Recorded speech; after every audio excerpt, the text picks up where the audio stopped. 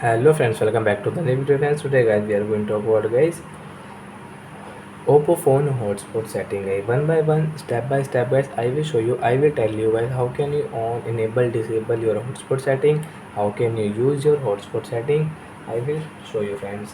But in this video friends we will talk about guys hotspot device name, how can we check in our Oppo phone.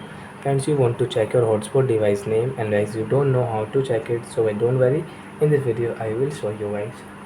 So first of all guys, we will on guys our phone setting to check our hotspot device name.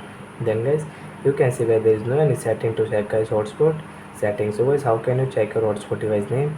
So friends, you can see guys your connection and sharing option. Friends, tap here. As you can see personal hotspot setting. Friends, tap here.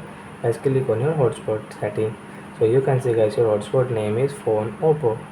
So as you can check your hotspot name and password from here in your Oppo phone guys.